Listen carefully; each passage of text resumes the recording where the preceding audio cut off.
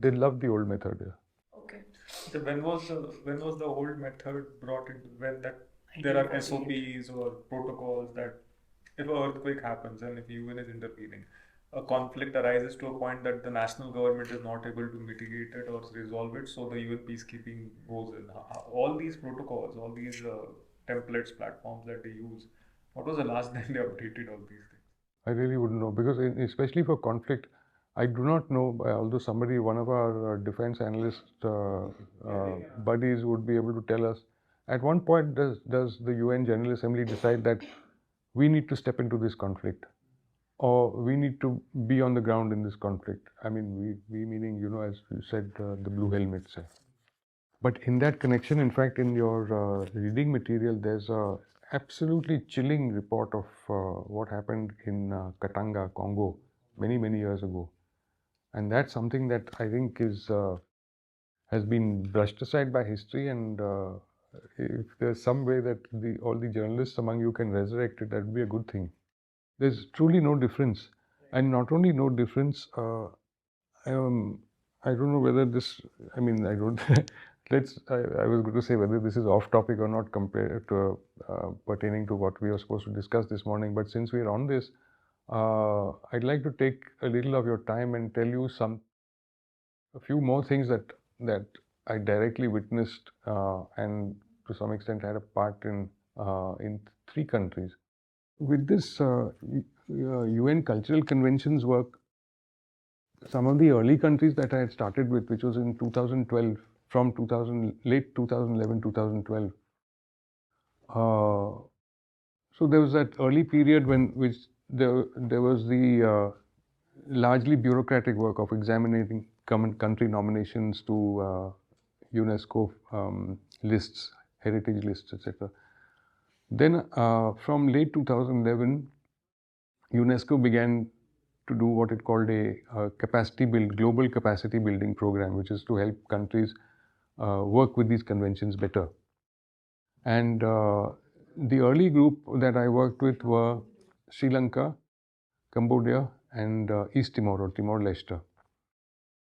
Now, coincidentally, all three of them had recent histories of conflict, severe conflict, internal displacement, everything. And I'll just, draw for you the pictures of what that actually meant as the lingering occupation, not in the sense that what happened in Haiti, but in many ways no less damaging, I would say. So Sri Lanka, of course, the the history of the IPKF and all that. But what followed after that is that Colombo became a magnet for UN agencies and what I described earlier as the second level, the second tier constellation. Again, for reconstruction, rehabilitation, and all the rest of that.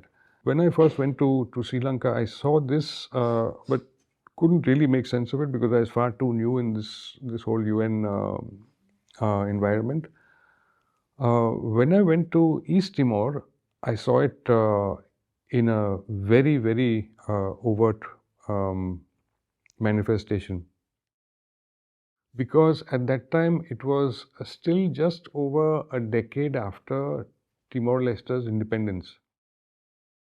And as usual with many of these small countries and territories, there was political instability and armed rebellion and all sorts of things happening in the country for a number of years. In fact, uh, right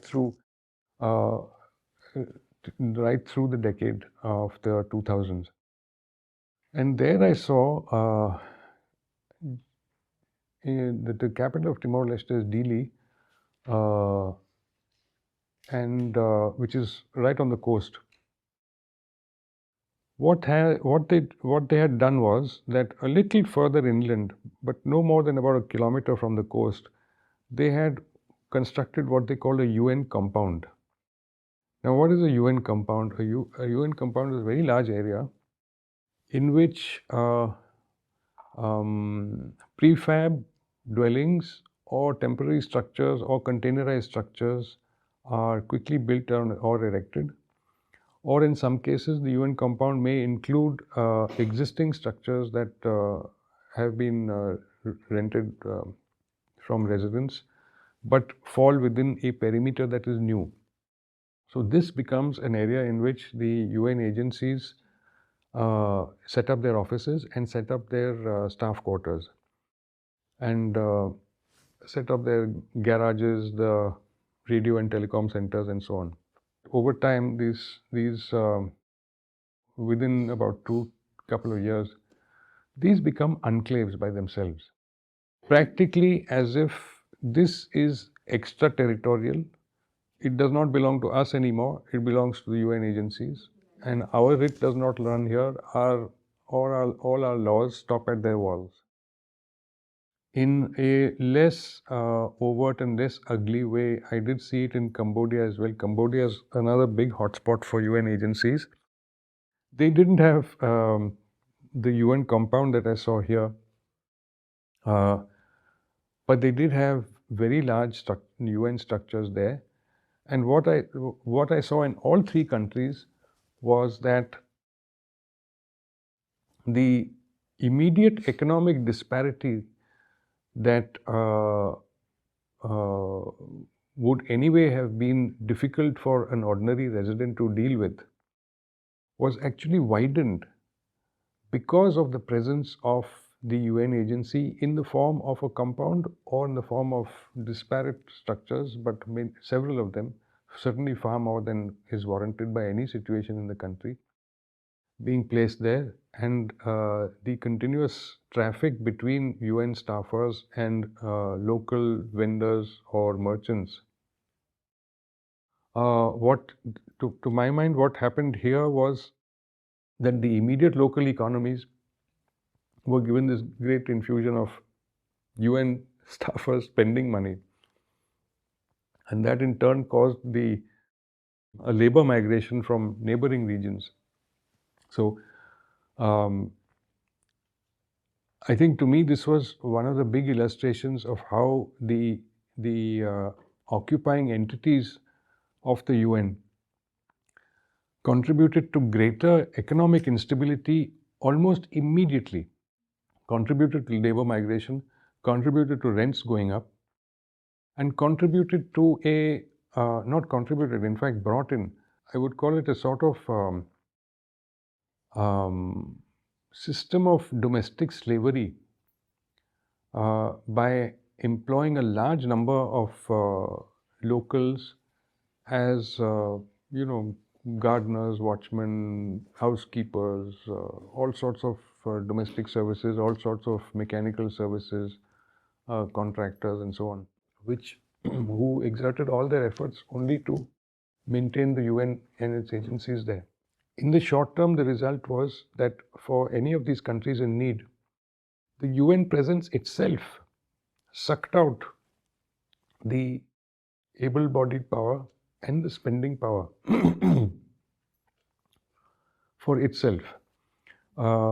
And in no country was I able to see, or did I see, any local organization which was able to gather itself and find the wherewithal to actually determine what was going on and say that, look, this is deeply destabilizing to us.